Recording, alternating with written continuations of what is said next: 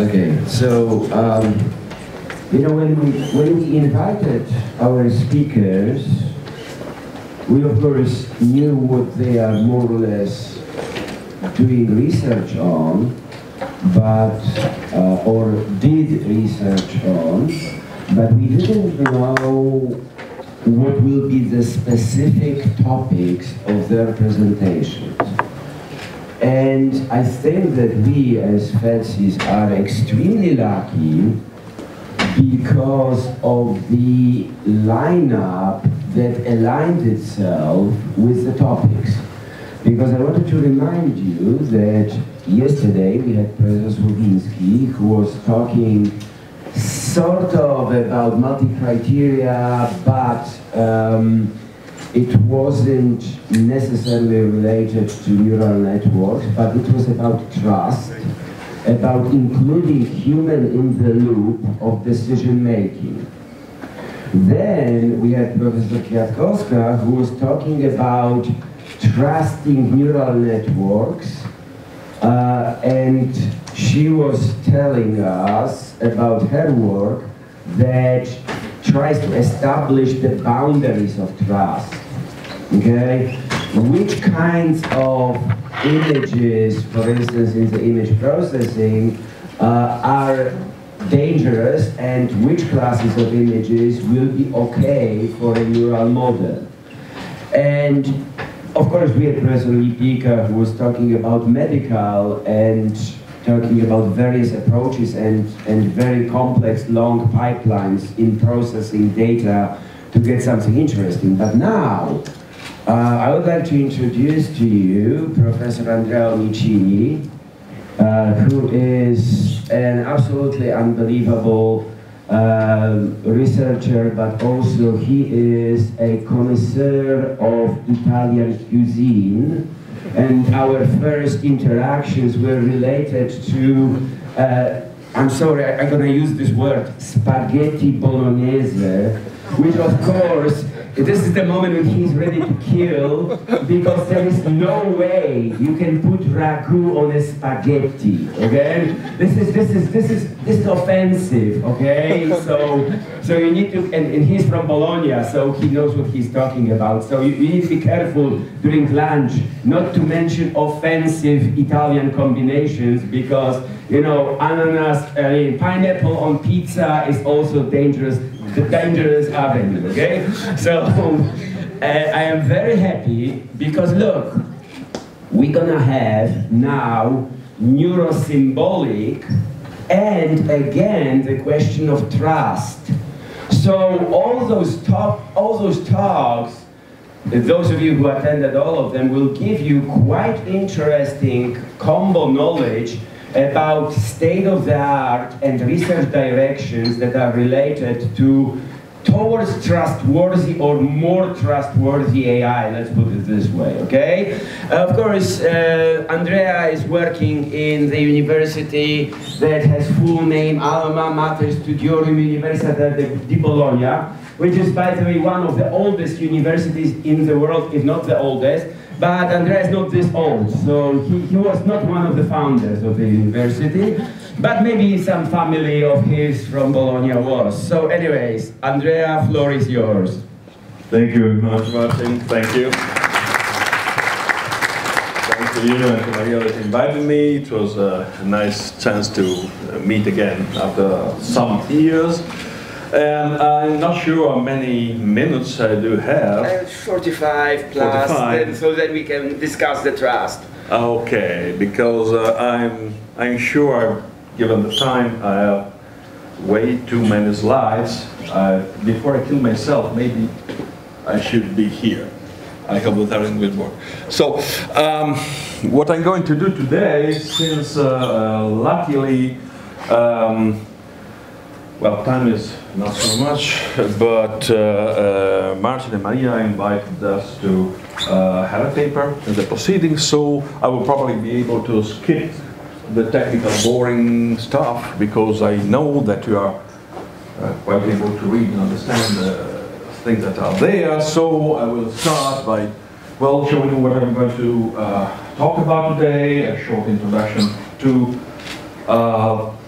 how should we look at neurosymbolic integration system, then how societies, politicians, us as humans overall are looking at artificial intelligence systems, then I will clear up what is the line that we are starting to follow in the last few years. You know, there are many ways to have keynotes in market talks. People way more incredible than I am, but just to mention Martin, typically have very bright and surprising talks. What I would like to do instead is to share some starting lines of research, because I think that there are space for contributions. In particular, young students can find places there and can fast develop their activities, their results. So that will be the main point there. And then I will try to basically go fast to the technical part, which is point 4.5, because there's a lot of survey things there, a lot of classification, a lot of frameworking, so to say. And then I will go to the final conclusions and try to discuss more generally what are we actually, try to understand with you what we're actually doing these days. So we start from this, and well, the main idea is that one of the things that everybody is doing in our area, computer science, computer engineering, artificial intelligence, the thing that makes life not so easy for our young researchers is that we are doing this kind of multi, inter, and transdisciplinary research, even though maybe sometimes you don't know exactly what this word means. So our young colleagues have to study a lot far outside of the typical technical disciplines, just because on the one hand we do have so many other areas that are adopting our tools, so to say. If you go to biology, nowadays the computational interpretation of biology is so really widespread within, of course, among biologists, not among us. Also, it's a long stream of so-called nature-inspired computing models. So things are going in both ways. And also this means that basically we can see neurosymbolic integration systems as nature-inspired, of course, in some sense, because on the one hand, we have no issue at all, no problems at all in understanding the fact that the neural part is brain-inspired, so to say, but also the symbolic part can be traced back to the original Aristotle logics or wherever you want to go back, but basically the way in which we study how humans, and not only humans today, also animals, primates, dolphins,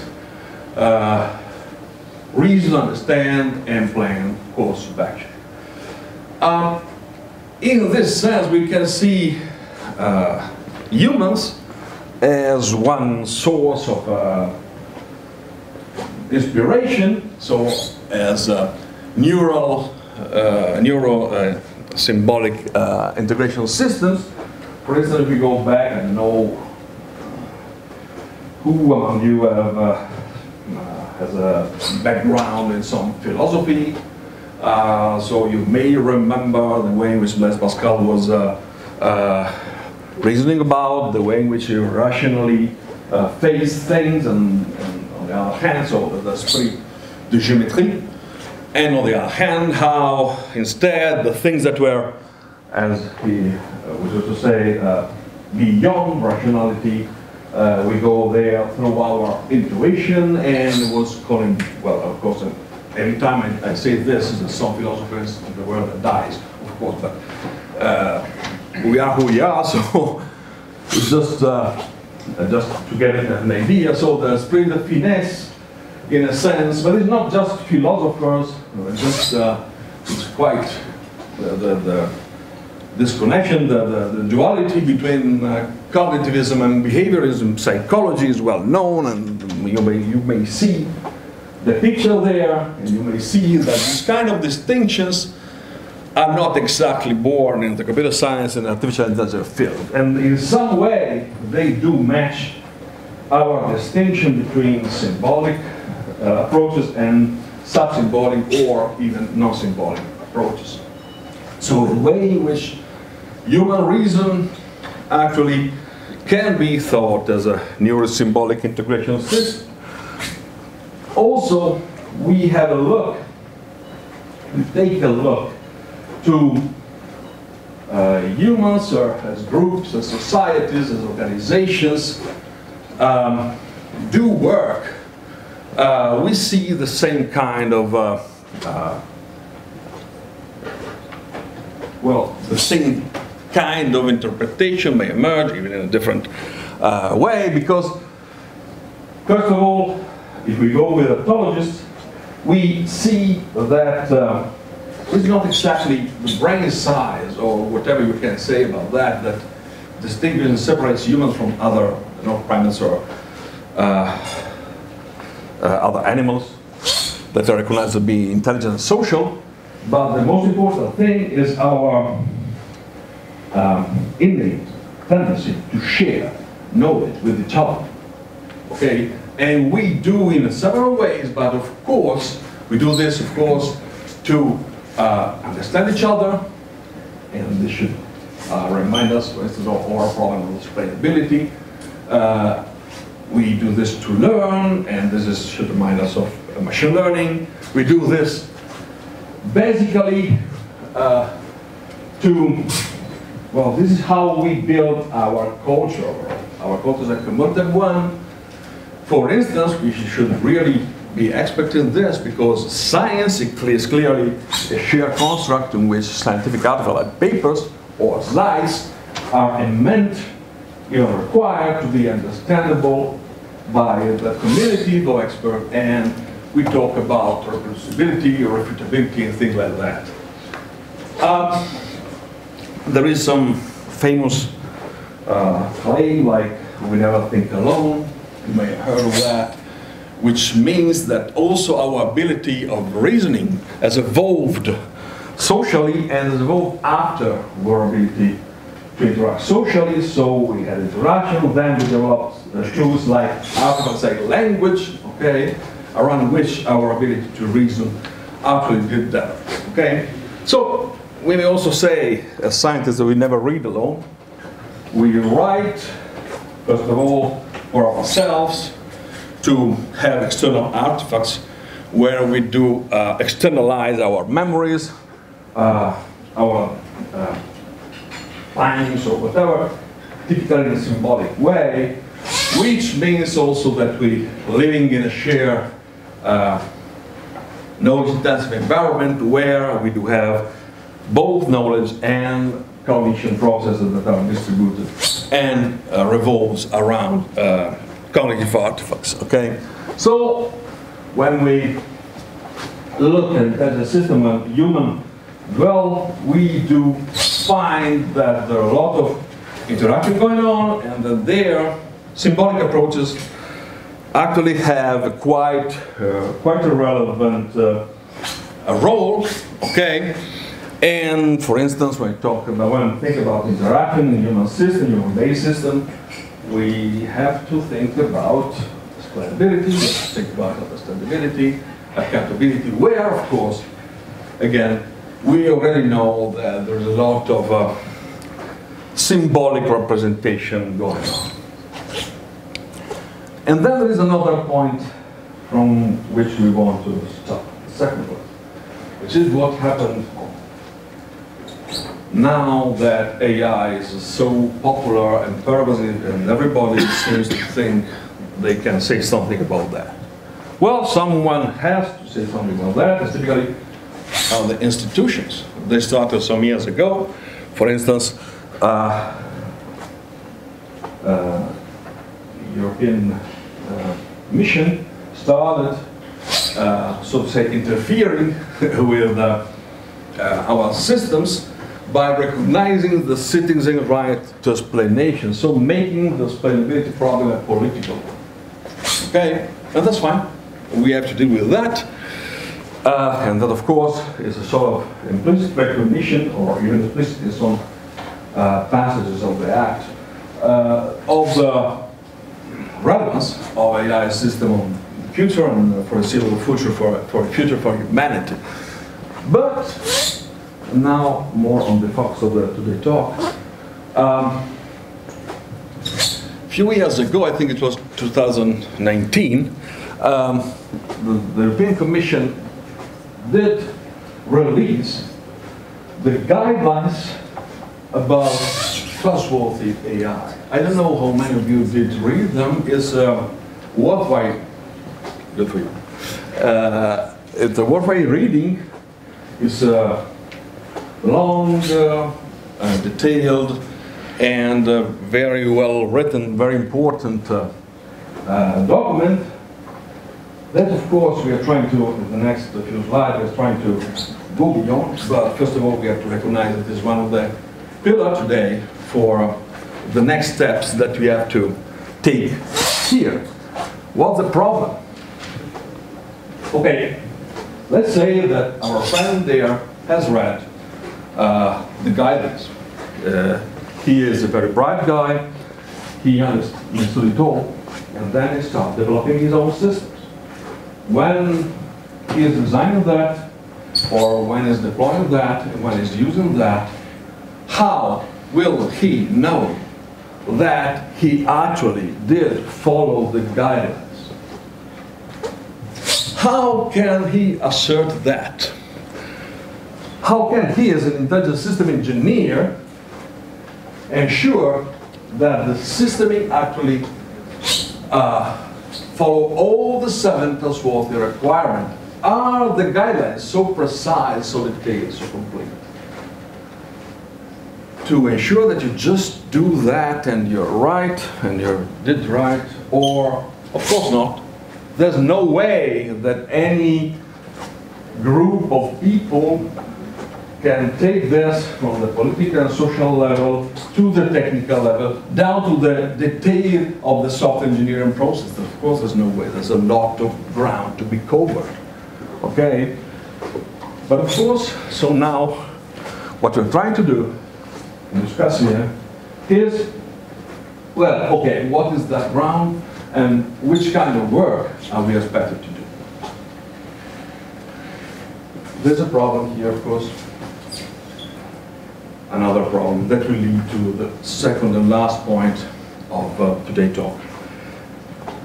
Maybe I don't know what is around Europe or in the world, but I know that these days, whenever I put the data of my university courses on the University of Bologna systems, I have to specify for each course of mine which of the sustainable what I call development goals does my course address, whatever course I'm given. Okay, so they're important. So we are supposed to collectively work toward this. This started in 2015. So where are we now?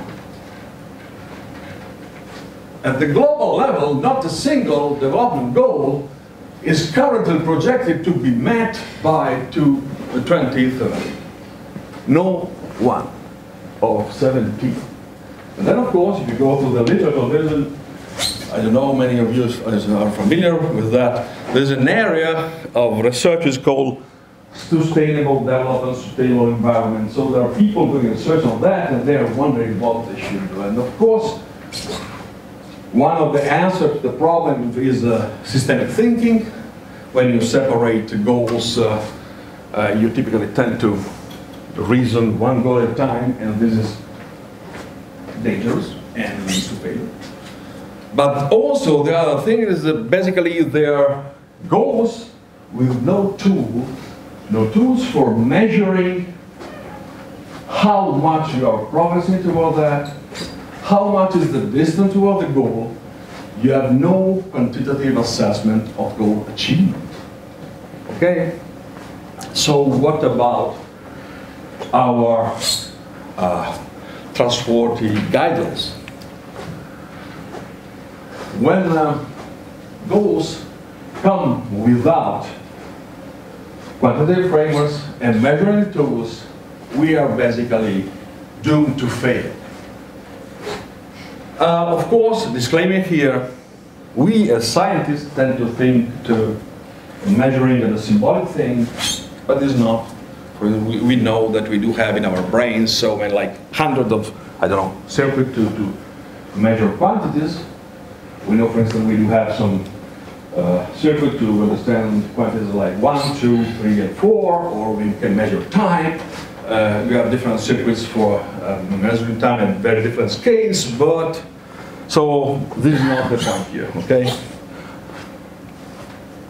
What is the point? The point is to try to answer to this question, which is basically one big question, which I articulated some more questions, on a number of questions. So what we were talking before about how can we provide engineers with the tools they need, conceptual, organizational, and technical tools, to actually say, okay, I did that, and that matches your requirements. Is that any fault, any problem, any missing thing, whatever, in your guidance that we need to correct, amend, or what?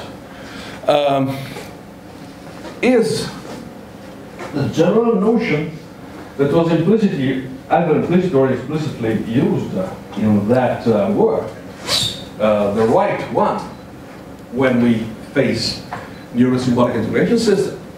Do we find there enough focus for the critical problems of neurosymbolic integration systems?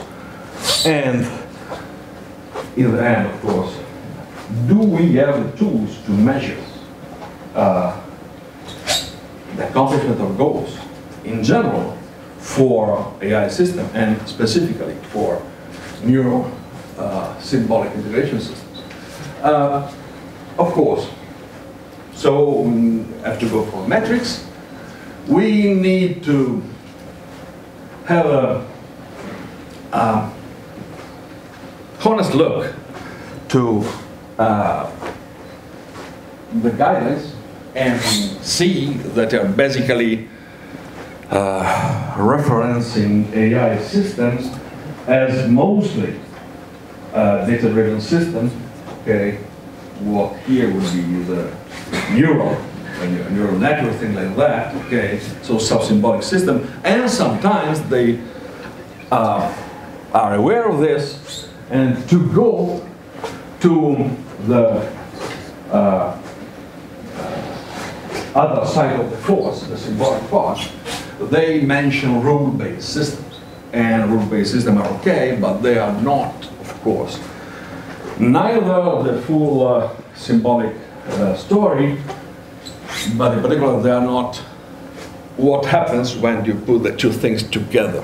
Okay, so we need, I'm not criticizing that work. That work is essential, is a very good work, but of course is a starting point for us.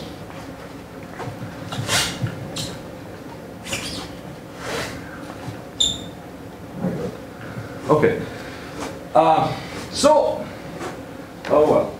what we did here is, well, we started looking around, and we found like hundreds of contributions, small contributions, big contributions, and not just 100 contributions, but a stream of contributions. So if you look at the field after 3 months, you will find new dozens of contributions. So we decided to focus on some specific neurosymbolic systems like symbolic knowledge injection instruction that will shortly explain in a few minutes what they are. And what we did is was taking the 7 criteria that now I will not examine all in detail because there's not enough time for that. But just for those few that have now read the definitions in the document, the 7 criteria are: first of all, we should work on human agency on the other side. That is the ability to assess the ability of human to control intelligent systems and to really have an oversight of them. Then, of course, the problem of robustness and safety, and the lot of issues going on there, basically on the reliability of what happens to the system and to the humans intervening on the system. And of course, there's a problem of privacy. There's always a problem of privacy everywhere, but also governance, because of the sensitivity of this kind of system to the quality and integrity of data. And then, of course, there's a general issue of transparency. So, what is happening? What is the intelligence system doing? Why is doing that? What is it thinking? And then, of course, the fairness thing, no diversity, no discrimination, no blind action, the focus of future generation with the environmental and societal well-being, and also who has responsibility for this called typical accountability. So, if you go through the paper, you will find our preliminary approach to that. So we took one criterion at a time, and we basically started to say, okay, this is a AI version. Okay, this is the original version, and okay, this is very badly shortly summarized. For instance, we just look at for 1 or 2 at most. So in general, in the document, this kind of criterion is the need for some oversight mechanisms that humans can exploit in order to have informal interaction, to have some control. Okay, so of course there you find some questions to be answered, which are the interaction mechanisms exist, which are the key ones. How much is the interaction? How can the interaction affect the behavior of the system? What is the reach of the interaction mechanism, and so on and so forth. Then what we did is to say, okay, if we take this and we are actually engineers doing neurosymbolic integration systems, this is just a starting point, but we need to understand more. Okay, this criterion has to be reformulated, restated in a way that we can reason about something we want to say, like, okay, the first point is the symbolic components are already there. We have both symbolic components and sub-symbolic components typically, and quite often the symbolic component does play a role exactly in the interaction with the human, and also might play a role in harnessing the behavior of the sub-symbolic thing. So, okay, human in the loop, and in particular if you go on the loop, so we just not look just what the human does when the system is running, but we take the engineering perspective. So since the design, which is called typically human on the loop, we need to, well, we can say something more. For instance, so that so to say, neurosymbolic version of the same criteria could be formulated like, we need to assess how much the symbolic components which are already in place, and also the mechanism, symbolic and symbolic mechanisms for interaction actually do improve the interaction, the informal interaction between humans and the system.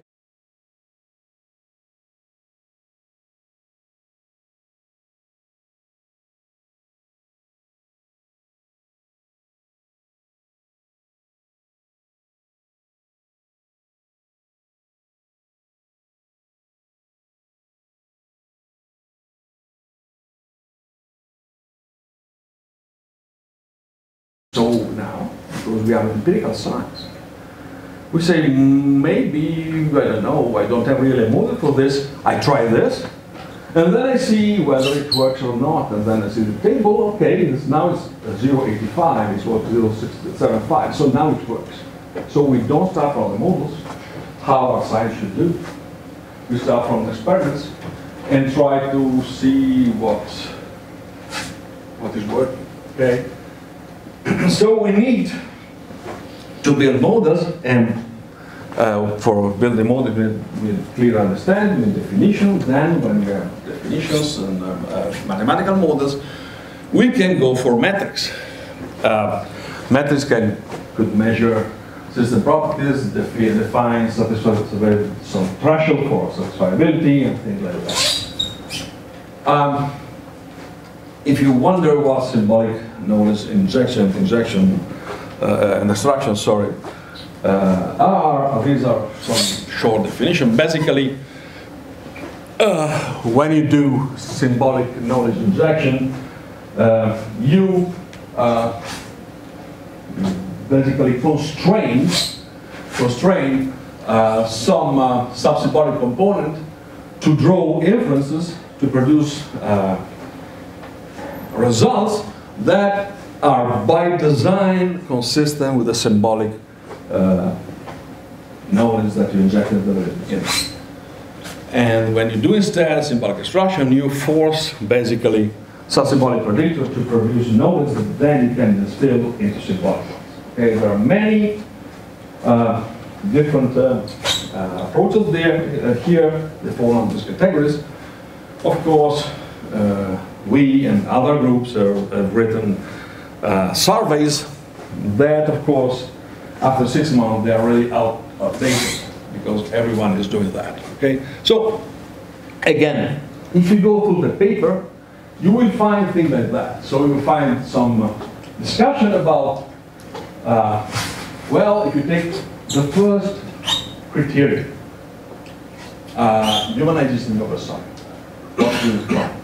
We find that we have some available metric, okay?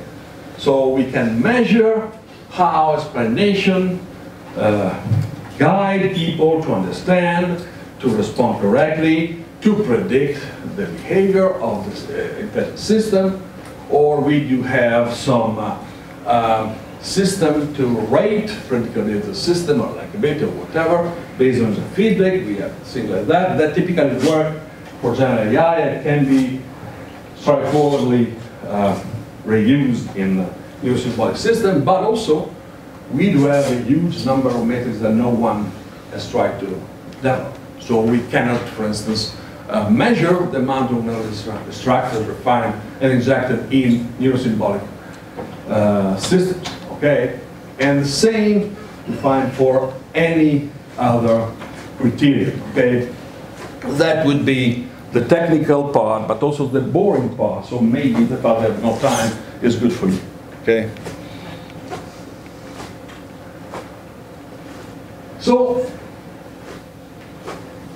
we just are content with the overall summing up of this part. So we do have several metrics available. We have a broad number of metrics available, but typically they do face, well, quite understandably. They focus on the, how can I say, the easily measurable aspects. So the areas where the concepts are clear, the data is simple, there's no contentious definitions, so we can easily measure, have some result, and have our paper accepted. Okay, which is good for, again, for young people in particular. But then when you go to not so easily measurable, require a contentious definition. When you go in those areas where everybody has a different interpretation of the terms, you expose yourself to be rejected in any context, okay? Because people will not like your interpretation of the term, and at least one or two reviewers will say, oh, you're wrong, okay? So we don't have a lot here, okay? So what? we have to recognize, I'm sorry it's really late, but... No, you're okay, you are okay. Okay. I did my best. No, Okay. you are perfectly on time. We have first of all to recognize that this kind of work by the Aspect Group on AI is a new pillar in our interpretation of this work. Okay, so that's recognition. They did a huge, excellent work. But then, of course, we also need to recognize that this is just a starting point. The area is huge. The development that can be there are huge, and we will see in a slide why it is. Which may be something more than I've said till now. Okay. Of course, we need the measurability of trustworthiness. We need to measure that in every aspect, every kind of system. So we need rigorous definitions. We need implementation tools. We need some tool for analysis. We need some way to compare.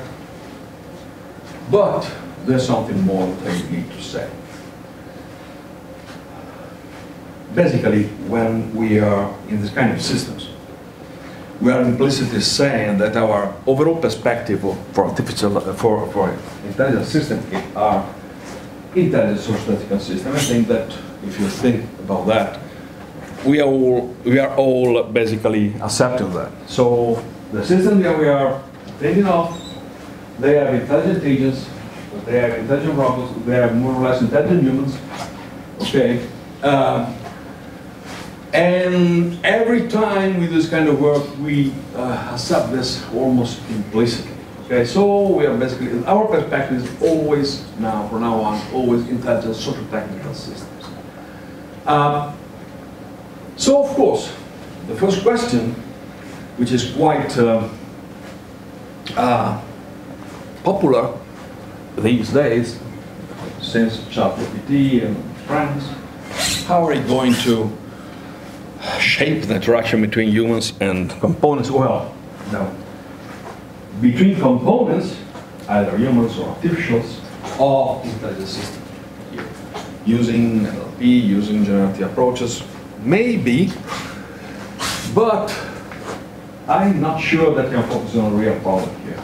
And the real problem is that we crave trustworthiness, we crave accountability, understandability, explainability, all these kind of features in this kind of artificial systems, and we used to call out for them as if we already have them everywhere, and we clearly don't. We don't trust each other. We don't understand each other. Okay? So maybe we are trying to, in a sense, use this new wave of system in order to improve our understanding of something more than intelligent systems. For instance, I just observe myself. I worked as a professor all my life. Okay? All my adult life. Well, maybe more, because we know in our group we understand how we are done. We talk quite frankly about each other. We call this horrible attitude that we all have something like explanation. So we need to explain everything to everybody. It's far more than mansplaining, it's prosplaining. Okay? Most of us have this kind of problem. That's why we do this research and we do this. So I explained all my life. And then to explain the explaining AI failed, and I myself, do I really know what an explanation is? Of course, I do not. Okay? And I understood that because I started looking at the works around, and everybody, every colleague I met had a different and equally legitimate understanding of that. So for instance, I started studying, as we usually do, because sometimes before explaining things we tend to study them, not always. Okay? And for instance, I stumbled in several things, but I just want to mention that. Why? This is from the teaching of mathematics.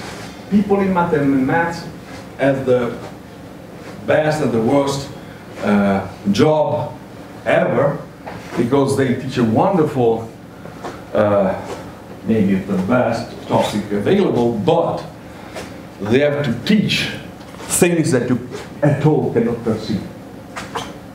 You just have to work at the abstract level. So the best people that you can find to explain to you what an explanation are people trying to explain youngsters what, I don't know, a square is, what a line is, what a point is, what a number is. Okay? And that is what they do. I never thought about this before. You don't really need to, well, if you want, I could explain that, okay, but the point is, I had no idea about that. So, what happened, actually, is that working on artificial systems forced me to think one of the most important components of my human life. Maybe we are doing something like that. So, once artificial intelligence systems become effective component of the process in human society, in human organization, our really flawed understanding and precise definitions of the essential properties of human behavior, human social behavior, actually become a liability. And we face this every time we discuss with each other those things that we thought we did understand and we did share. We did not. So now, maybe we have a chance to finally understand what we actually meant when we were saying we understand each other, we trust each other, or we did. So, and maybe we will be able also to measure how much we do that. Thank you very much for the attention. Sorry for being late. And thank you. Well, this, I am not sure if this was optimistic or pessimistic or both at once, because I need to explain it to myself, and to do this, I think that over banquet, when we're going to have good food and wine, we may start reaching out to explaining things to each other. But I have no doubt that there will be some questions. Or you are too, like... Okay, anybody, questions? Comments? Okay. Oh, now we don't need to run with the mic. Yes, so I usually pass the mic to someone else. So, but thank you for the wonderful presentation. You have mentioned the EU Trustworthy AI Guidelines, and these are just guidelines, right? They are supposed to make you think mostly. These are not law. But of course we know about the AI Act that's incoming, but when you read the draft of the Act, it's not very technical either. So it doesn't have these metrics. So my question is, as this is of so much importance to the industry, especially not just academia, is there any standardization effort or lawmaker effort to point industry to the right metrics to measure this trustworthiness in AI? Your question could be reformulated using the same word that you used, just switching some word and taking off the question mark at the end. Okay? So basically, well, if you know, I don't know if you know how this kind of discussion go in the committees. And there is typically back and forth. I participated in some standardization efforts in my life. I don't know how many of you did that. It's a very exhausting effort. Okay, everyone brings its own point, her own point of view, which is totally legitimate. You have industry people, you have academic people, some people more on the political side, some people more on the legal side. Every line that you find in this kind of document is a result of a very huge discussion and fight and rewriting, okay? And then of course, you're right, there are guidelines, but you know that guidelines are basically the entree for software engineering methods and then methodologies. And that, of course, cannot be left to committees. Okay. They typically, well, what happened, for instance, I don't know if you remember what happened. No, most of you cannot remember because you are too young, but those who can remember what happened in the object-oriented arena for software engineering, that we started with, which was the 80s. Okay, many of you were born. We had discussion about what inertiums was, what was a class, what a prototype, what was the right way to do object-oriented. And then at some point, roles emerged with the tools, some language emerged, and then we moved from an industrial community telling me, now Andrea, no way, we will never have this happened. Never had object-oriented in industry because it's too heavy, it's too difficult for engineers. It was 82, 83, okay. Two, object-oriented as the common standard for industry. And then we tried to move to agent-oriented, maybe intelligent system will make it. But what happened with the agent-oriented software engineering community? It happened that we had a lot of methodologies proposed by academy, a lot of tools that were built by some portion of the industry, like telecommunication or aerospatial, things like that, where agent-oriented engineering is actually used. But no really breakthrough that could put together everything. So there, apparently nothing worked. So I don't know what would work here. I have no idea. I do know that there is so much pressure here that potential, industries, industrial consortia that will be able to develop some credible interpretations of the terms, associating tools, associating some measuring tools, even through a very strict, narrow passage, possibly. The first one to do this in the right way, they probably will be enormously successful. But apart from that, I just know that, as I told you before, there's a lot to ground to cover. The academic community will do much of the work, and after a while, industry will take much of the money. Okay, that's what typically happens.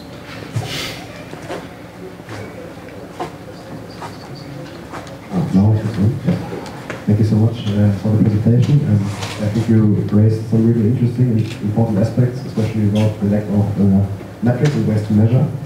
And so I was wondering, because at least in human explanations, it's really central actually. Sorry, really? In human explanations, it's really central the interaction part, because the explainer needs to understand what the explainee actually needs, what they want to know, and also what do they already know. And so I was wondering if there's any work on trying to measure this aspect, Yeah. And could you go into this? There are like thousands of work on this, and it's one of the most relevant problems around, because of course we want really to say something like, well, now my intelligent agent is able to explain this medical procedure that we are going to use with the patient quite better than the original human doctor, or is able to complement the human doctor in a way that overall, so everybody is doing that. The problem is that we don't have, first of all, shared understanding of the explanation is. Because in the explanation, you do have the act of the explainer that is preceded or not by the attempt to understand the target. Why I say preceded or not? Because sometimes you are, I don't know, you just explain something to the general audience. So you do something, a tutorial on YouTube. what your expected audience, humans. So maybe it's not exactly terrible. When instead you are in a class, you are 7-year-olds, pupils, and you know exactly what they did respond to in the next weeks, in the previous weeks. So you may expect something, you know what they know, so you do this, you try to have a model of them. So the first thing, the explainer as a model of the explaining, so to say. And then you try to do what I just showed you, so take your semiotic register and transform it in order to go towards the models that your audience have in mind. Okay? But then you should have modeled also what is understanding. And we don't have this. Well, we have a lot of people try to understand this, and to mention this, typically now often done by questionnaire, feedback, but you must, how much do you understand about that, how much are you clear. We hope to use agents, intelligent agents, with maybe white box agents, so that we actually observe them and see what they have learned after the explanation. So here, and this is one of my research area, agent-to-agent explanation, not agent-to-human, agent-to-agent explanation is going to play a role. Okay, because there, if you take a model for explanation, you take a model for understanding, you put them together, maybe you can measure how much you can do. Andrea, but then remember, it was, I think, Facebook, when it was still named Facebook, started those two agents that were negotiating something, and they developed their own language, which was completely ununderstandable to the humans. So how are you going to measure agent-to-agent understanding if they develop language that you will not be able to understand, and they will be able to reach, let's say, an agreement on something, but you have no clue how the process works. That's because Facebook knows nothing about agents. And of course, as I mentioned several times, we need engineering discipline. So we need, first of all, to establish the criteria by which agents have to be built before they start to work. And the white box part is important. We need to observe them. We need to have the explicit model of the cognition process and observe the results. Otherwise, we need things. Okay, this is precisely the moment when the time is gone. So I would like all of you to give one more round of applause to Andrea. And you know what? There is good news in his presentation. There is plenty of work to us to do that I don't think that Chat GPT 25 will be able to do for us. So guys, we have job safety thanks to Andrea, okay? Lunchtime.